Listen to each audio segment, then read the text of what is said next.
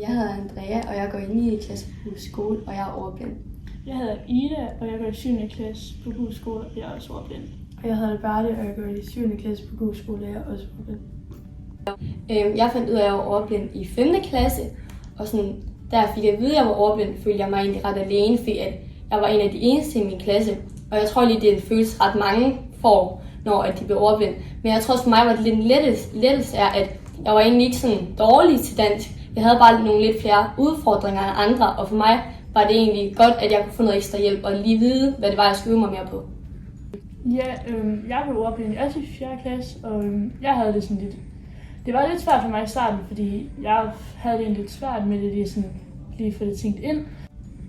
Jeg blev også ordblind i 4. klasse, og i starten der følte jeg det sådan, at det var en lille smule træls, men så fandt jeg ud af, sådan, at det kunne hjælpe mig, og så blev jeg egentlig bare glad. Har I nogle gange følt jer anderledes i forbindelse med jeres ordblindhed? Altså, jeg har i hvert fald følt mig anderledes en gang, fordi vi skulle læse en tekst i gruppearbejde, og så var jeg så den eneste, der skulle læse den på computeren, og det synes jeg var sådan lidt træls, fordi så følte jeg mig sådan lidt alene på en eller anden måde. Ja, og jeg tror også nogle gange, det er det, når man sidder i klassen, og man måske er den eneste, der skal sådan trække computeren frem eller have AirPods på. Så tror jeg også, at det kunne måske være noget af det, der godt kunne irritere mig, da jeg var lille. Fordi jeg valgte at ikke at bruge det, fordi jeg simpelthen følte, at det var pinligt at sidde der.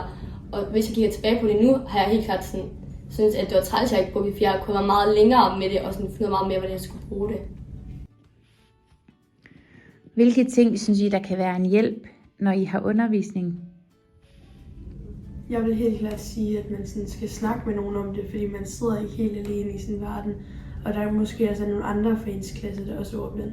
Ja, man skal nok heller ikke være så meget pinlig over det. Man skal bare være åben og slet ikke sådan være indelukket om det. Ja.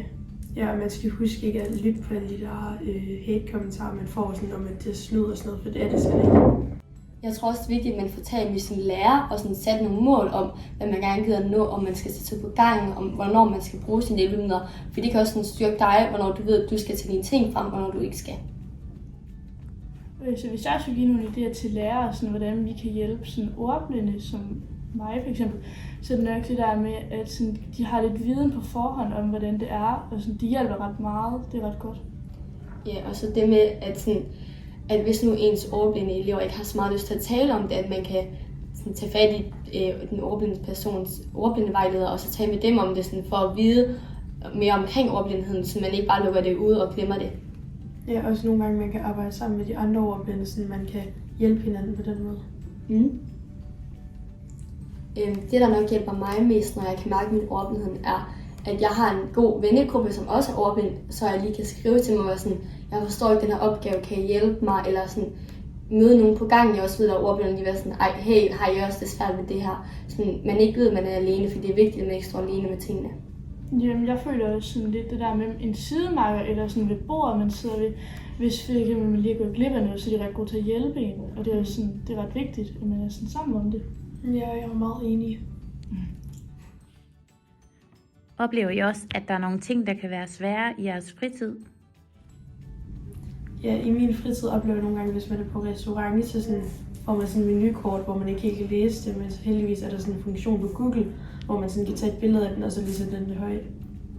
Ja, og sådan, jeg føler også på ens telefon, og også sådan på Snapchat, når man sådan er i en gruppechat, så kan beskederne også godt blive meget hurtigt, så man ikke altid kan følge med.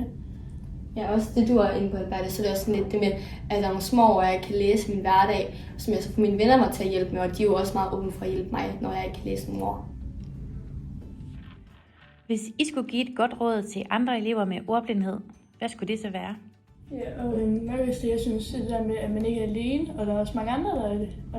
Jeg synes i hvert fald, det er meget vigtigt, at man i hvert fald bruger sine hjælpemidler i skolen, fordi man kan virkelig sådan udvikle sig selv meget af det.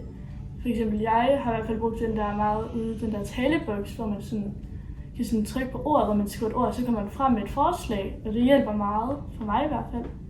Ja, og jeg tror også sådan, da man var lille, så synes jeg, det var lidt sværere, fordi det er jo sådan en helt ny verden, man kommer ind til. Men jeg tror, det er ved, man bliver ved med at knokle og ikke giver op, så til sidst, så er der lidt en gevinst ved, at du har klaret det hele, og nu ved du, hvordan det hele fungerer, og nu kan du hjælpe andre, som måske lige har blevet testet ordblinde, og så er det ligesom dig, der har styr på det hele. Da jeg sådan lige var blevet testet, ville det være meget rart sådan at vide, hvor vigtigt det egentlig var, at man bruger en hjælpemiddel, fordi sådan, nu ved jeg godt nu, at det er meget vigtigt, at man sådan at så bliver man sådan lige med alle de andre, og hvis man ikke bruger dem, så bliver man egentlig bare meget dårligere, og det er sådan bare træls for en selv. Ja. Og sådan, også selvom man føler sig lidt anderledes. Tænker I nogle gange på, hvad I skal i fremtiden? I forhold til min fremtid og sådan uddannelsesmæssigt, så synes jeg ikke, at min ordblindhed sætter nogle begrænsninger, for jeg synes, at så længe man bruger sådan hjælpemidler og er klar på, at der godt kan komme nogle udfordringer, så tror jeg egentlig, at alting er meget åben. Ja, det er nok også det der med, at man ikke sådan, uanset hvad man vælger, så skal det nok gå, og man, så længe bare sådan hjælpemidler og prøver sig frem, så skal det nok gå. Ja, jeg tænker også sådan, at det er helt nødt til at gå.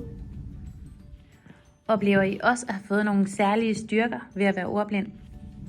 Så der er sådan, jeg føler, at de styrker, jeg har fået, det er det der med, at sådan, der er sådan, førhen synes jeg, der var sådan en grænse, sådan, hvor jeg bare gav op, men ikke så meget mere, hvor sådan, nu prøver jeg bare, og så må jeg se.